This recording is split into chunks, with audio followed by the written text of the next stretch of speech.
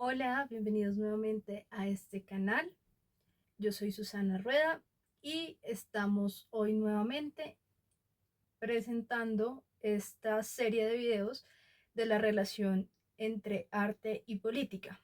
En el primer video estuvimos analizando el trabajo que hizo Walter Benjamin con respecto a sus reflexiones sobre la imagen y cómo la fotografía y el cine, particularmente en el video anterior hablamos más de la fotografía que del cine, este lo vamos a centrar un poquito más en lo que Walter Benjamin piensa y propone con respecto a la visión que debe tener el cine desde su enfoque ideológico, que es un enfoque marxista, fundamentalmente construido a partir de lo que entendemos como el materialismo histórico.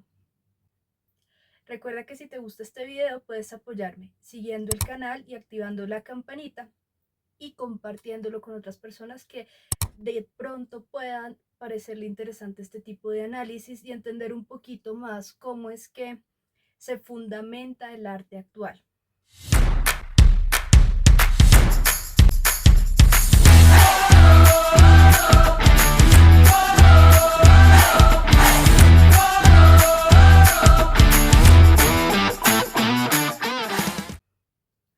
Bueno, comenzamos.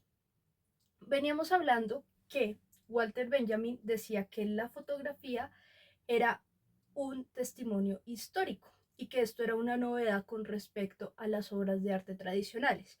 Y mostramos cómo él ignora gran parte del desarrollo del arte occidental con distintos ejemplos donde se usa el arte como testimonio histórico, particularmente en la Revolución Francesa y en la lucha por su independencia de Francia cuando fue invadida por los ejércitos napoleónicos. También teníamos ejemplos, sobre todo de Goya, hay ejemplos de cuadros que se hicieron justamente para representar aquellas luchas que se dieron al interior de España. Y bueno, entonces hablábamos un poquito como de que él decía que justamente la fotografía nacía al mismo tiempo que nacía el marxismo. Y demostrábamos que pues esta relación que él hace pues no tiene ningún tipo de fundamento. Son dos hechos aislados que él relaciona justamente para darle, digamos, más peso a su ideología y así justificar que su tesis de que la fotografía es un arte de masas tiene que ver con el nacimiento de estos dos movimientos que si bien pertenecen al mismo siglo, no tienen una relación directa, no son desarrollos totalmente independientes. Después de esto, él empieza a hablarnos un poquito más sobre lo que es el cine y a revisar qué diferencia el cine del teatro tradicional. En este sentido, es un análisis bien interesante por varias cosas y vamos a empezar aquí un poquito como a seguir el desarrollo de sus ideas. Y aquí es importante resaltar que el cine nace como una novedad, la novedad justamente de la imagen en movimiento. Entonces las primeras grabaciones que tenemos, o digamos lo que podríamos llamar las primeras películas, son de situaciones totalmente cotidianas. Para el momento en el que Walter Benjamin escribe sobre el cine, ya hay una narrativa que se empieza a emplear en las películas. Y a medida que avanza el tiempo, pues estas películas empiezan pues como a hacerse más largas. Entonces él hace una comparación entre lo que es el cine soviético y lo que es el cine occidental y dice que básicamente la diferencia entre estos dos es que el cine soviético es un cine con fin social y el cine occidental busca recrear nuevamente los mitos de la historia occidental. Entonces, que en este sentido el cine soviético es más real y que el cine europeo es un cine que busca recrear la fantasía. Y en este sentido, dice que lo que se pretende hacer o lo que han pretendido hacer los cineastas es falsear la esencia del cine, que según él es justamente esta mirada sobre lo cotidiano.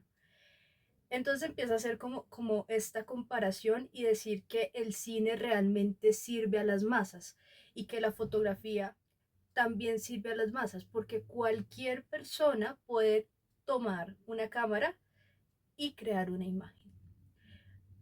Lo que él no contempla, digamos, dentro de este análisis que hace sobre la imagen es que justamente cuando tú planteas una imagen, estás haciendo una selección y estás guiando la mirada de quien ve. No estás poniendo cualquier imagen al azar. Por algo, la primera imagen que se grabó y que causó tanta sensación en el público de las primeras personas que pudieron apreciar una imagen de cine fue la llegada de un tren, porque era algo que evidentemente iba a causar sensación. Imagínate tú que se te venga un tren encima y que tú veas que está yendo directamente hacia donde tú estás, siendo que nunca habías visto una imagen en movimiento. Entonces, evidentemente hay una dirección de qué es lo que se quiere mostrar, pero Walter Benjamin lo ignora simplemente para validar su tesis de que el cine y la fotografía son el arte del proletariado. Entonces, esto es importante que lo tengamos presente porque por más que se nos presente una imagen cotidiana a través de una imagen de fotografía o una imagen cinematográfica, se nos está planteando una mirada, se nos está planteando un enfoque que tiene una intención. Y un poco lo que él plantea y lo que dice Walter Benjamin es que nosotros no teníamos la capacidad de quedarnos pensando en la materia antes del cine. Y esto también es un error. Está ignorando toda una tradición que nos habla justamente de querer representar esa materialidad por medio de las obras de arte. Y por eso tenemos las naturalezas muertas, como hablábamos en la clase anterior, siglos y siglos de representación de distintos tipos de naturalezas muertas, donde se busca justamente que la persona medite en el detalle que está viendo, medite en la imagen en la que se está mirando, medite en cada una de las frutas que se están poniendo en juego. Muchos bodegones no son necesariamente de frutas. También tenemos los memento mori, que nos hablan ya de una visión moralista de la vida y nos presentan realidades a partir del simbolismo de los objetos presentados, como este que vemos ahorita en pantalla. Entonces, él le dedica más o menos unos 3 o 4 capítulos a profundizar en esta relación que tiene el cine con la lucha social. Recordemos aquí algo que es muy importante y que no podemos dejar pasar sin comentarlo, y es que Walter Benjamin, por su misma condición de judío perseguido por el régimen del nacionalsocialismo, busca atacar justamente este régimen. Entonces, él escribe todos estos textos que después se convierten en el libro del que estamos hablando, la obra de arte en la era de su reproductibilidad técnica o reproducción técnica, pensando en cómo el régimen del nacionalsocialismo se había adueñado de la cultura alemana. Y aquí vale la pena pues hablar también un poquito de esta parte. Resulta que cuando Alemania escoge al partido del nacionalsocialismo como su partido dirigente, ellos empiezan a hacer una serie de cambios. Esto no se dio de la noche a la mañana, fueron varios años en los cuales se potenció a partir de ideas políticas un nacionalismo que proponía un renacer alemán a partir de la cultura también. Entonces, por eso para Walter Benjamin es tan importante, digamos, que usar la cultura como una respuesta ante ese régimen del cual es ciertamente una víctima. Y bueno, y si quieren podemos hablar más y de hecho lo vamos a hacer en un capítulo más adelante de esta serie de videos. Voy a dedicarle un espacio justamente a hablar de el arte del nacionalsocialismo y cómo esto provocó una respuesta y una serie de manifestaciones artísticas por parte de ciertos grupos de artistas. Entre esos encontramos a la Bauhaus y también encontramos justamente a las distintas vanguardias que se van gestando a lo largo del siglo XX. Y poniendo este tema sobre la mesa, creo que es importante también mirarlo de forma crítica. Si bien lo que pretendía Walter Benjamin era dar una respuesta a las problemáticas propias de su entorno, es importante que nosotros aprendamos a entender eso dentro del contexto en el que se dio y entender que lo que pasó es que estas ideas que él proponía justamente respondiendo a su contexto se trasladaron a un ámbito internacional, se masificaron, por decirlo de alguna manera, y permearon todo lo que vamos a entender después como arte moderno y arte contemporáneo.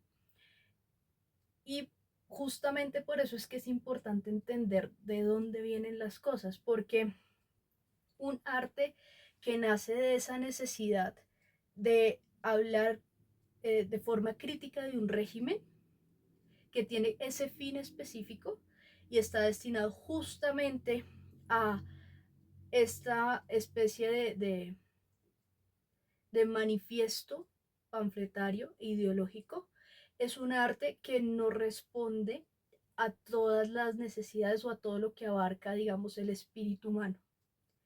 Y en ese sentido, por eso es que a veces nos cuesta conectar con el arte actual y encontramos manifestaciones artísticas que no están pensadas para conectar con el público en general, sino para hablar del individualismo. ¿Qué es lo que termina pasando acá? Entre los distintos actores del conflicto que se da con la Segunda Guerra Mundial y su posterior paso a la Guerra Fría, también se construye una, digámoslo así, síntesis de muchas ideas que entendemos nosotros como el socialismo. Y esto también tiene una manifestación cultural. De esto pues vamos a ir hablando durante el largo de la serie, pero es importante que entendamos esto, porque si bien nosotros recibimos todo este acervo cultural, muchas manifestaciones artísticas muy distintas entre sí, incluso en algunos casos casi que contradictorias, esto nos habla de una transformación mucho más profunda de la forma en la cual el hombre se entiende en el mundo. Y por eso es importante entender que no es inocente este cambio, no es inocente tampoco que se haya institucionalizado esta forma de hacer arte a través de distintas instituciones, como lo es, por ejemplo, el Museo Guggenheim, ¿m? O los distintos patrocinios que dieron ciertos miembros de la familia Rockefeller a distintos artistas, porque justamente ellos entienden como toda esta guerra o batalla ideológica, nosotros ahora lo hablamos como batalla cultural, que está detrás y que busca modificar la cultura para aterrizar este tipo de ideas de rechazo hacia el pasado y rechazo a lo tradicional y rechazo a la maestría en la técnica, que es de lo que particularmente sufrimos más los artistas hoy en día, que con este tipo de manifestaciones que van más hacia el azar, hacia el sentimiento, hacia lo que va pasando, a, digamos que capitalizar lo que es la cotidianidad y convertirla en arte, dejan de lado justamente el virtuosismo, que es lo que permite que un artista destaque dentro de la masa de producción de imágenes. Y por eso es que tenemos artistas muy malos que son muy famosos.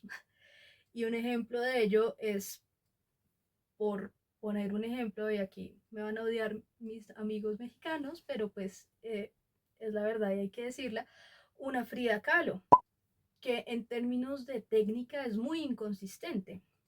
Pero lo que conmueve con ella es que fue una mujer que sufrió mucho, tuvo una vida muy tormentosa, y que plasmaba eso en sus imágenes. Entonces se vuelve un arte de la emocionalidad y no del virtuosismo, cuando realmente el arte es todo lo contrario. Tendría que ser el perfecto equilibrio entre el virtuosismo y el mensaje que se quiere dar.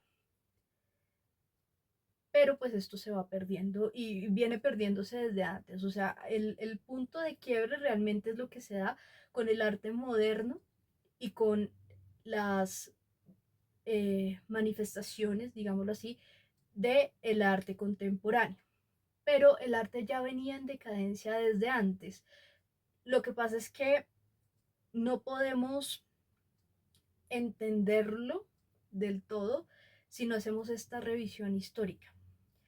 Entonces, poquito a poco también nos iremos devolviendo un poquito más hacia atrás para entender por qué el arte, al convertirse en una herramienta política, deja de lado su fin último, que es justamente exaltar el valor de lo humano. Y bueno, y esto no pasa solamente en cuanto a la mirada que se da desde el cine, volviendo ya al texto y a lo que nos propone Walter Benjamin, sino que también se da con respecto a la forma en la que se actúa. Entonces, lo que les decía hace un momento, él empieza a hacer la comparación entre cómo actúa un actor de cine y cómo actúa un actor de teatro. Y dice una cosa que es muy interesante, y es que justamente el actor de teatro busca conquistar un público, que es el público que tiene enfrente, es un arte viva. Entonces la interacción con el público hace parte de la obra de teatro y siempre lo ha hecho y eso no tiene discusión. Pero con el actor de cine pasa algo que es muy distinto y es que se está actuando para una cámara. Se media entre el público y el actor por medio de la cámara y actúa para una mirada que está siendo dirigida en el detrás de cámaras, ¿no? Entonces, aquí no hay un contacto directo con el público y eso hace que la forma en la que se entiende la imagen sea distinta porque no se hace esa conexión directa.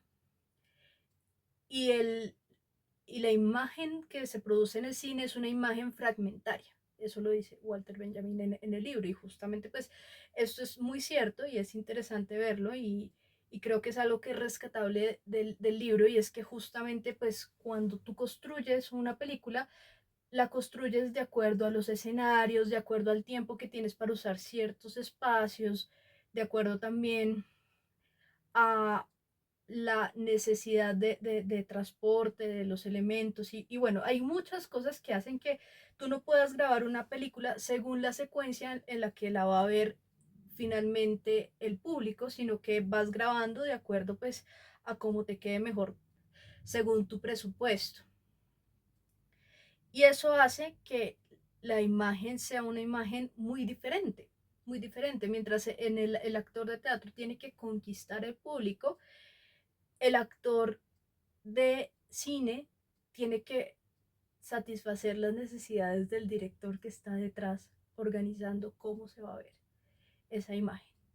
Y en este orden de ideas, como ya no hay esta relación directa, no es necesaria, según Walter Benjamin, la mirada de un experto. Entonces él dice básicamente que cualquiera puede volverse un crítico de cine o de la obra de arte, porque ya no hay esa mediación, digamos que del enfrentamiento tú a tú con la imagen, sino que se produce una imagen que puede ser reproducida en cualquier parte. Entonces, todo el mundo puede opinar sobre la imagen.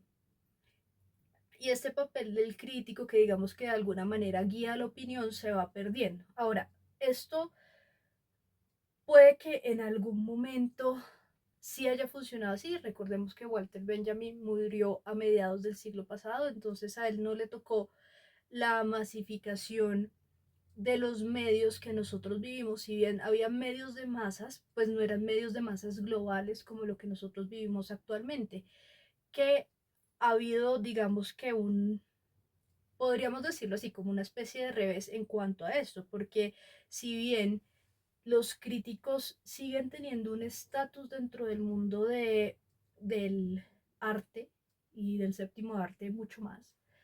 Por eso existen los premios Oscar. Hay también personas que se han asociado y han creado sus propios círculos de crítica. Y esto pues es algo que no necesariamente le interesa a las personas y creo que este es uno de los grandes errores que comete el marxismo y es creer que la masa es homogénea. Y resulta que no, las masas no son homogéneas. Las masas tienen intereses distintos de acuerdo a la edad, a el sexo, a sus posibilidades socioeconómicas, su educación. Entonces sí se generan distintos círculos de crítica y pues no solo en el mundo del cine, también en el mundo del arte y de la literatura, de todas las artes hay distintos tipos de crítica. Está la crítica, digamos que profesional, está la crítica aficionada y está la difusión que dan los medios de comunicación y ahora también pues la que se da a través de redes sociales con los influencers. Entonces hay muchos puntos desde los cuales tú puedes asumir o componer una opinión, no solo uno, como era antes, que era, digamos, el periódico del pueblo y ya está. Y eso es lo que yo puedo saber si no puedo ir a ver la obra de teatro, si no puedo ir a ver la película. Entonces existía una crítica oficial y paré de contar. Ahora no pasa eso, ahora existen muchas críticas y lo que hace la mayor parte de la gente es que a partir de esas críticas crea su propia opinión al respecto. Entonces, esta es una falencia en su argumentación, el creer que las masas son homogéneas. Las masas no son homogéneas y simplemente por afinidad escogen qué tipo de crítica quieren asumir y más ahora que tienen más medios para asumir distintos tipos de crítica. La democratización existe de los, digamos que de los medios de apreciación cultural, pero no existe en términos de el materialismo histórico o del marxismo o de la ideología. ¿Y por qué se da esto? Porque lo democrático implica que hay un ejercicio libre de la escogencia de las cosas. No es un ejercicio que se da como unanimidad, como la masa toda completa escoge que Rotten Tomatoes es la palabra oficial que debe haber sobre el cine. No, no pasa así. Hay mucha gente que sí habrá oído que existe esa página de crítica del cine, pero prefiere oír a su influencer, a su youtuber de confianza que habla de cine. Y se queda con esa opinión. Eso pasa. Porque nuestra libertad se ejerce de forma autónoma, independiente de una ideología. Entonces aquí empezamos a ver que hay ciertas cosas a las que no responden las ideologías y creo que esto es lo más valioso que podemos sacar justamente de estos análisis, de darnos cuenta que por más que ellos quieran hacer este reseteo cultural, siempre van a haber aristas y puntos ciegos justamente porque uno no puede definir al hombre a partir de una concepción ideológica, porque el hombre se determina a sí mismo a partir de cómo va construyendo su conocimiento. Y ojo aquí, que esto no es una concepción individualista y materialista del hombre, porque esta determinación propia no depende solo de mí. Resulta que hay muchos factores que hacen que yo sea más afín a ciertas cosas. Mi núcleo familiar, mi colegio, la sociedad en la que me muevo, el medio en el que me muevo. Entonces son muchos matices los que hacen que una persona realmente forme un criterio. Y bueno, eso es como un poquito el punto al que quiero que lleguemos hoy. Ya hablando de otro tema, ya hablamos de lo que implica como la mirada sobre el cine que tiene Walter Benjamin y cómo se da esta, digamos que, democratización en la realidad, que no corresponde a la democratización ideológica donde la masa es toda homogénea. Ahora vamos a pasar al siguiente punto. Y bueno, y entonces volviendo un poco, qué pena que a mí este tema me emociona mucho y me voy como por la tangente, pero quiero que nos centremos otra vez en lo que dice Walter Benjamin, que el placer es el que mueve a las masas. Resulta que esta idea pues también es basada en el materialismo, en entender que solo somos cuerpo, no somos espíritu, no somos alma. Y aquí se deja por fuera que a veces, y un poco lo que él dice, lo que le da sentido, digamos que al mundo es el placer, lo que uno siente, la emoción que se siente. Y resulta que no necesariamente, resulta que no solo la emoción nos da una experiencia significativa de algo, sino también aquellas obras que nos ponen a pensar. Entonces, no es la misma emoción la que nos va a causar, por ejemplo, una película como Aladdin de Disney, que uno se identifica con el personaje y sabe que es un personaje bueno, que simplemente quiere encontrar el amor porque se enamoró de la princesa y bueno, y como toda esta historia de amor que él toma malas decisiones y esas malas decisiones hacen que se separen momentáneamente de la princesa, pero finalmente vuelven a estar juntos y tiene su final feliz.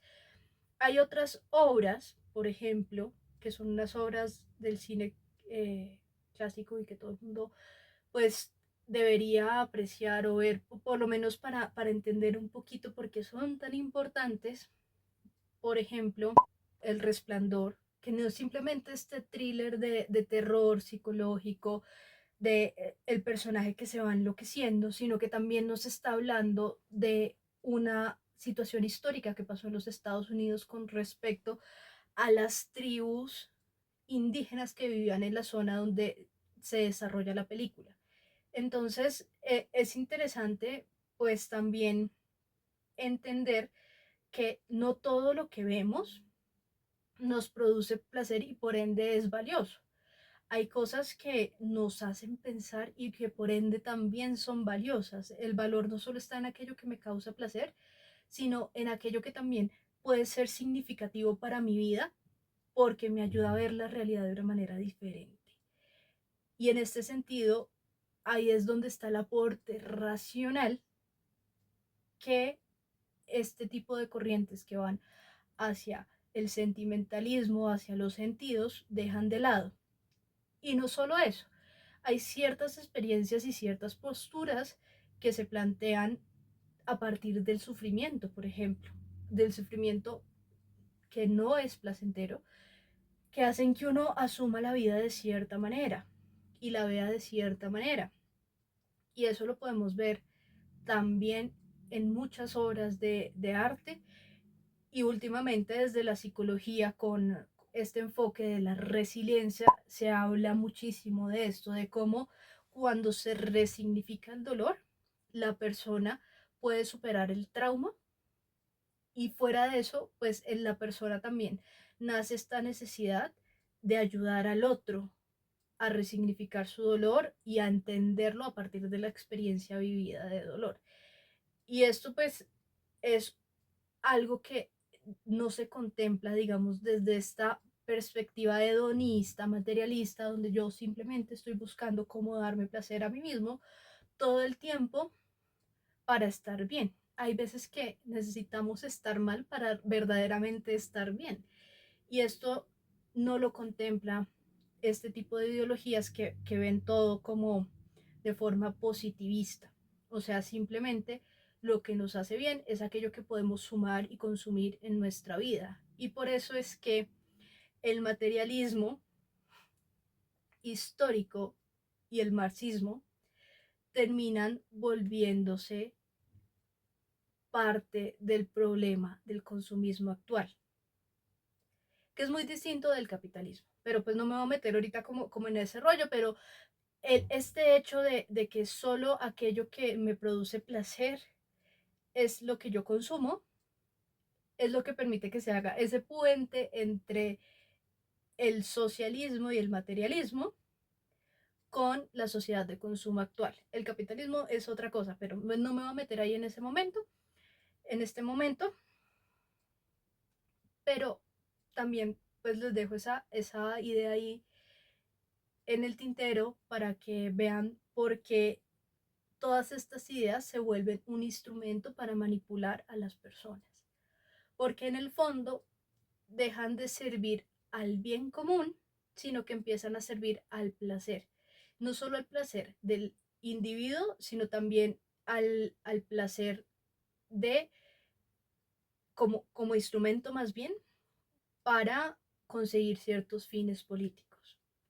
Y eso lo vemos muy claro, plasmado justamente en el wokismo y en todo el movimiento cultural que se ha dado últimamente de las luchas de las minorías raciales, de las minorías sexuales. Todas estas minorías tienen como ingrediente fundamental el proclamar al individuo a partir de su propio placer y a partir de la reivindicación positiva. Bueno, y como un tercer punto, vamos a hablar de que, bueno, de un planteamiento que hace también Walter Benjamin en esta serie de reflexiones sobre el arte en la era de la reproductibilidad técnica, y es justamente la idea de la resistencia a lo nuevo. Entonces, un poco lo que él dice es que muchos críticos de su época ven el cine y la masificación de la cultura con cierto, digamos, recelo. Y lo que él dice es que siempre lo nuevo va a ser criticado con respecto pues a lo anterior.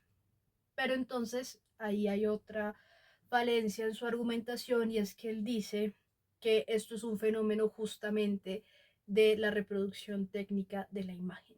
Y resulta que no. Por traerles un ejemplo, podemos pensar en la Olimpia de Manet.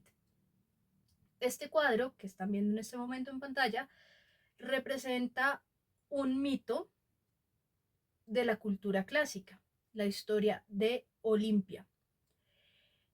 Pero, ¿qué era lo que pasaba en la época? Se usaba la referencia a los mitos para poder poner de excusa el tema de un desnudo. Entonces eran mujeres idealizadas, mujeres que no correspondían a la realidad. ¿Qué fue lo que hizo Manet? Él tomó como modelo a una prostituta, la prostituta más famosa de Francia en su momento, y la pintó tal cual era ella, desnuda, y es el cuadro que estamos viendo justo en este instante. Esto fue un escándalo tremendo porque lo que hizo fue ir en contra de todo lo establecido en el academicismo francés de la época y presentarnos una imagen que no correspondía a la representación tradicional del desnudo. Entonces aquí vemos que siempre que se trae un elemento nuevo, y esto no tiene que ver con la reproductibilidad técnica de la imagen, siempre que se trae un elemento nuevo, en este caso lo que hizo Manet fue hacer una crítica a la sociedad, que era una sociedad que tenía una doble barra de medir. Entonces, por un lado, se aceptaban ciertas cosas, pero por debajo de cuerdas se hacían otras cosas. Y entonces por eso él decide pintar a esta mujer, porque decía, listo, sí, ustedes hablan que del virtuosismo y de todas las cosas que digamos que los hacen sentirse de una clase superior, pero todos ustedes que se creen superiores saben quién es esta mujer. ¿Por qué? Porque han dormido con ella. Ese era como más o menos el juego que presentaba aquí Manet. Y lo que vemos es que rompió un paradigma. Y no solo esto, podemos ir al impresionismo o al fauvismo con sus interpretaciones emocionales de la realidad que las hacían a través del color. Y entonces, en vez de pintarnos un jardín con árboles verdes, nos pintaban un jardín con árboles rojos de troncos azules, como el que están viendo en este momento en pantalla.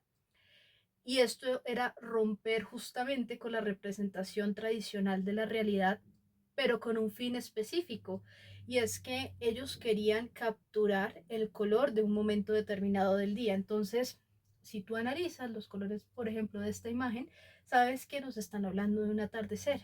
Y es un momento muy específico del día en el cual los colores, y ya eso lo sabemos después por los estudios que se han hecho desde la ciencia, tienen distintos matices y distintas saturaciones de acuerdo al momento del día. Entonces, hay momentos en los que una pared se ve más blanca, justamente porque la luz del sol es más blanca, y hay momentos que al estar el sol más lejos del cenit va a transmitir la luz de forma distinta, la luz es más cálida que la luz de la tarde. Entonces, todas estas cosas pues responden a los avances que ha tenido el hombre en cuanto a la observación que hace del mundo que lo rodea, y eso se vio reflejado en el arte, que los artistas en el momento en el que aparece la fotografía empiezan a preguntarse, bueno, y ahora que ya no tenemos que representar la imagen tal cual como es en la naturaleza, podemos hablar de otras cosas que pasan y que son propias del estudio del campo del arte, como lo es el color y sus diferentes maneras de manifestarse a través de la pintura, porque la fotografía, recordemos que inicialmente era en blanco y negro, entonces no podía hacer eso.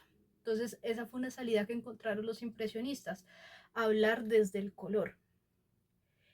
Y en su momento fue también motivo de escándalo porque dejaron de hacer lo que tradicionalmente se suponía que debía ser un artista. Entonces aquí se nos cae el discurso de Walter Benjamin diciendo que es algo propio de la reproducción técnica.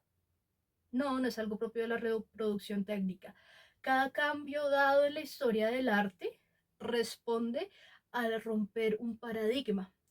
Pero esto no se puede leer en términos del materialismo histórico, que es que romper un paradigma implica irse en contra de lo anterior. No necesariamente. No necesariamente se está yendo en contra de lo anterior. Como vemos, hay un motivo muy particular y es como esta necesidad de darle a la pintura otra mirada. En el caso del impresionismo, en el caso de Manet con su Olimpia, es justamente hacer una crítica a su sociedad hipócrita. ¿Mm? Y responden a una necesidad humana. Es que eso es lo que no vemos ahorita en el arte. El arte tiene que responder a las necesidades humanas, no en términos de romper con la tradición, sino en términos de hablar de aquello que es un síntoma de una sociedad y que es necesario verlo de forma crítica.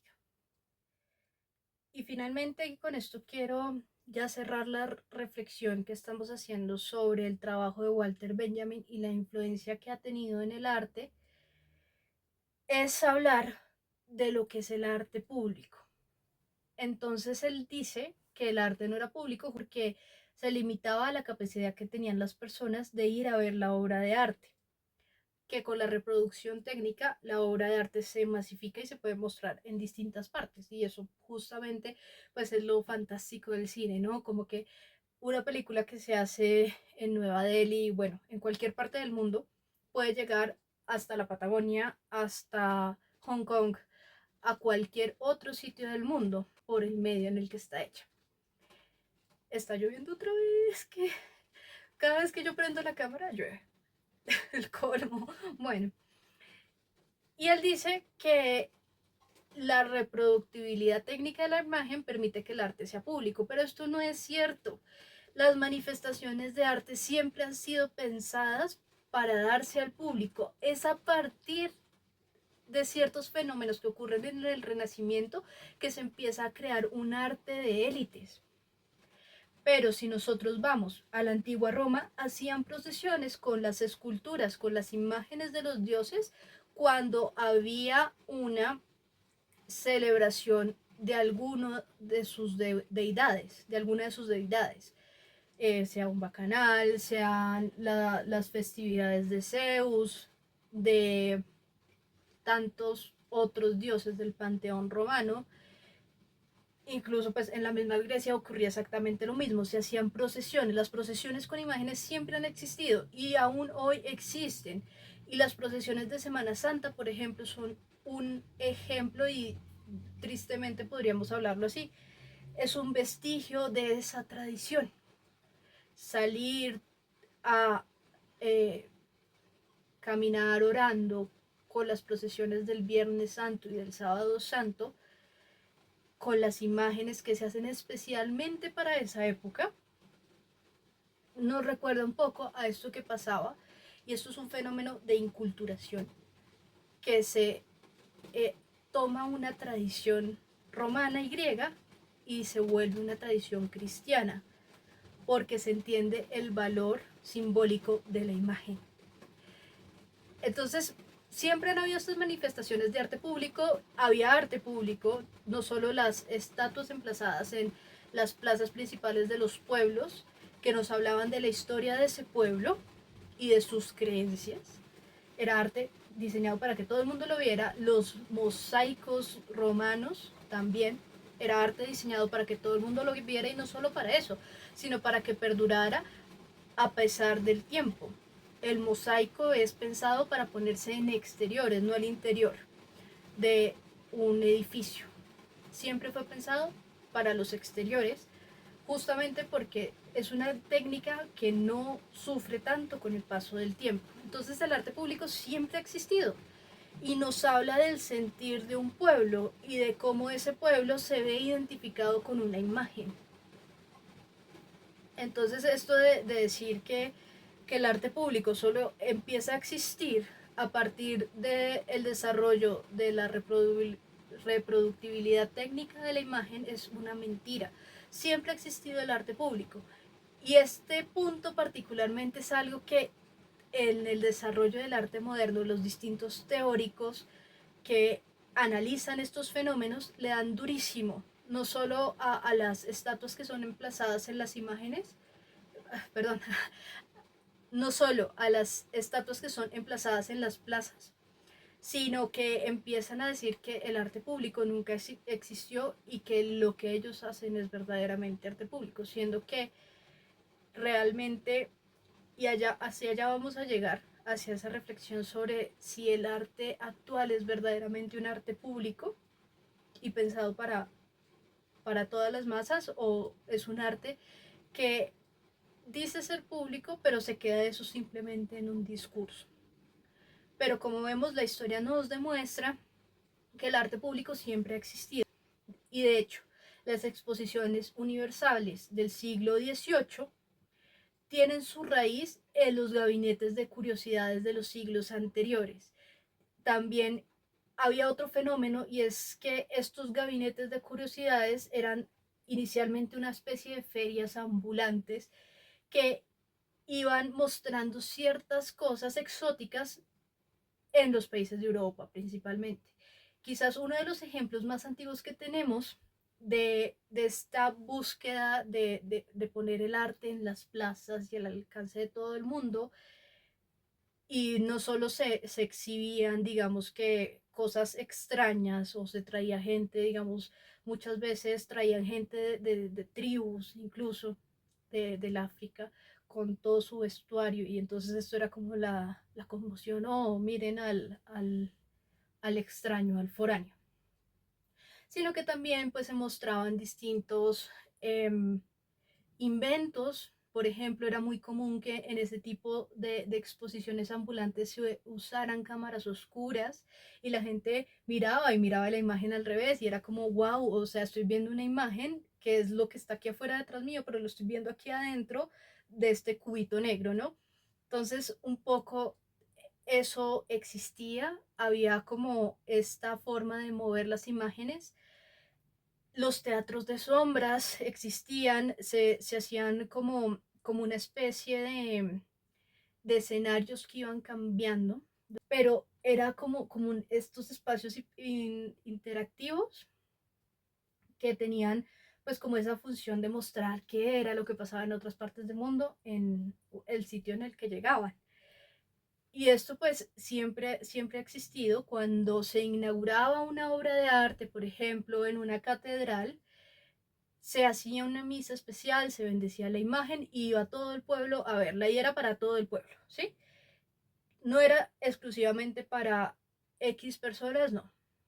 Eran imágenes que eran concebidas para todo el pueblo y que se inauguraban en fechas especiales, en alguna ceremonia de la Virgen, en una festividad del año litúrgico, y eran momentos en los cuales se reunía a la gente para enseñarles algo particular a partir de la imagen. Entonces el arte público siempre ha existido y es una mentira que el arte público es un invento moderno. No, eso no es cierto. Desde Grecia tenemos arte público y el teatro es eso. El teatro era público. Se hacía en espacios públicos y normalmente siempre tuvo este carácter de ser contestatario con respecto a las decisiones que se tomaban en el Senado y los distintos dirigentes pues, del momento histórico. Y lo mismo pasa con las distintas manifestaciones del arte, no solo lo que hablamos ahorita de la pintura, del cine, de la escultura y de estos, digamos que, aparatos técnicos que permitían como la visualización de la imagen, que eran usados también por los artistas. Los artistas usaban cámaras oscuras para producir ciertas imágenes, pero eran elementos que eran muy propios de los gabinetes de curiosidades y de estas ferias ambulantes que andaban por toda Europa, porque pues era algo que nadie veía usualmente, o sea, era una novedad.